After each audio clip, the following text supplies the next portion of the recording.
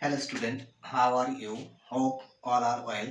তো আজকে আমি তোমাদের জন্য এসএসসি পরীক্ষায় আসা বিগত বছরের কতগুলো মোস্ট ইম্পর্ট্যান্ট ম্যাথ এর কোশ্চেন নিয়ে চলে এসেছি।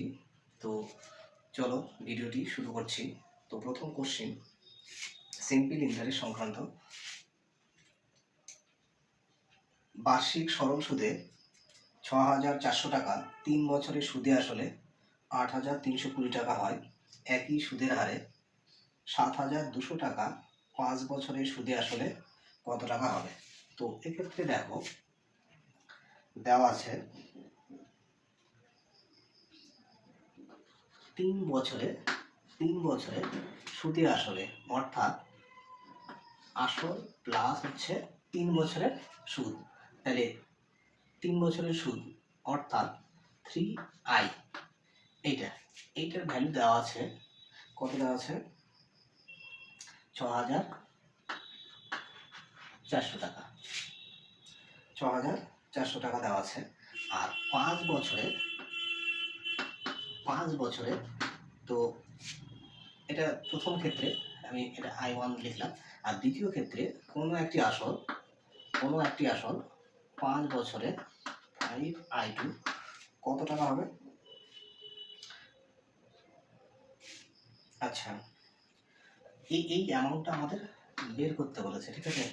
তো একই সুদের হারে ৭,২০০ টাকা 5 বছরে কত হবে? তো এক্ষেত্রে আমাদের P2 ভ্যালুটা দেওয়া আছে। এই P2 মানটা কত দেওয়া আছে? ৭,২০০ টাকা। তো এক্ষেত্রে আমাদের একটা বোঝার বিষয় আছে। দেখো, এইটা হচ্ছে সুদে আসলে কত হবে এটা জিজ্ঞাসা করেছে। তো আমরা কি জানি? I ইকুয়াল টু, আমরা কি জানি? I equal to PR/T by হচ্ছে 100, তাই তো? তো এবার হচ্ছে আমাদের 3 বছরের সুদাসল, 3 বছরের সুদাসল দেখো। তাহলে 3 বছরের অ্যামাউন্ট আমি যদি এ লিখি, তাহলে P প্লাস I মানে PR/T বাই হচ্ছে 100।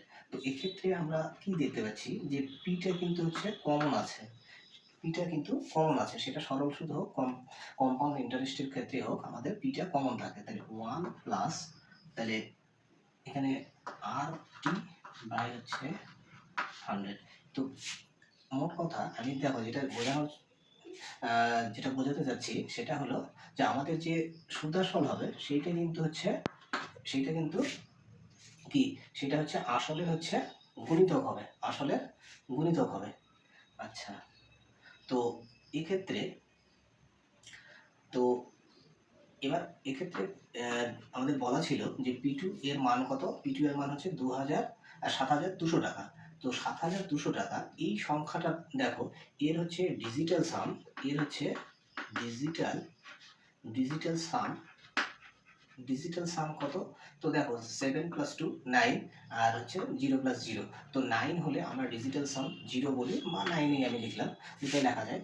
তো হলো, এইবার ডিজিটাল সাম কত হলো? 9। তাহলে আমাদের যে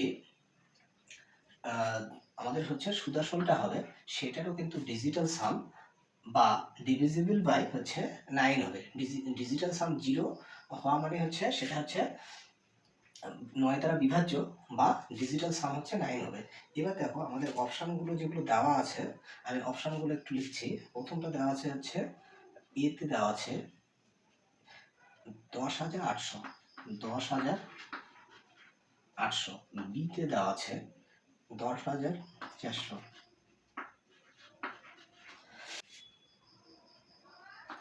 আর সিতে দেওয়া আছে 10,200।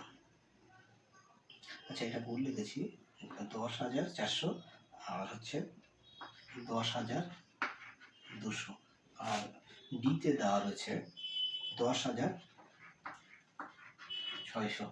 তো আমি যেটা বলতে চাচ্ছিলাম যে আমাদের সুদাসল পিএ এর গুণিতক হচ্ছে, মানে সুদাসলের মধ্যে আমাদের কি থাকছে? পি থাকছে। সুদাসলের মধ্যে আমাদের পি থাকছে। এবার সুদাসলের মধ্যে পি থাকছে, তো পি হচ্ছে যেটা দিয়ে বিভাজ্য হবে, সুদাসল হচ্ছে সেই সংখ্যা দিয়ে বিভাজ্য হবে। তো আমরা কি দেখতে পেলাম যে আসল অর্থাৎ প্রিন্সিপালটা 9 দ্বারা হচ্ছে বিভাজ্য হচ্ছে, তাহলে ডিভিজিবল বাই 9, ডিভিজিবল বাই 9 বা এর ডিজিটাল সাম হচ্ছে 9। তাহলে এই ক্ষেত্রে আমরা দেখে নেই ডিজিটাল সাম এরও হচ্ছে কিন্তু দেখো 1 নম্বর অপশনে 1 + 8 9 আর 0 তো গল্প 0ই, তাহলে এটা হচ্ছে ডিজিটাল সাম, এর ডিজিটাল সাম কিন্তু 9 হচ্ছে বা 0, এর ডিজিটাল সাম কিন্তু 5 হচ্ছে, এর ডিজিটাল সাম 5, এর ডিজিটাল সাম হচ্ছে আমাদের 3 হচ্ছে, এর ডিজিটাল সাম আমাদের হচ্ছে 7 হচ্ছে।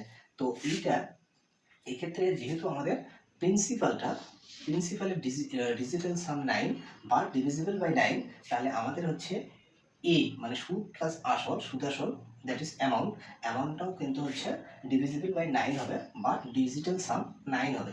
তো এইটা আমাদের হচ্ছে কারেক্ট আনসার। অঙ্কটা দেখো আমি কনসেপ্টটা ক্লিয়ার করার জন্য একটু ডিটেলসে বলে দিলাম যাতে তোমাদের কনসেপ্টটা একদম ফুলফিল ক্লিয়ার হয়। তো এরকম করে আমরা অপশন টেস্টের মাধ্যমে এবং ডিভিজিবিলিটি এবং ডিজিটাল সাম ইউজ করে অঙ্কটা খুব সহজে করতে পারি। আশা করি তোমাদের আমি বোঝাতে পারলাম। তো স্ট্যান্ডার্ড ফর্মে করলেও অঙ্কটা করা যায়, তাতে একটু বেশি সময় লাগে। এইটা হচ্ছে আমি কনসেপ্টটা ক্লিয়ার করার জন্য একদম ডিটেলস বলে দিলাম। তো চলো নেক্সট কোশ্চেন।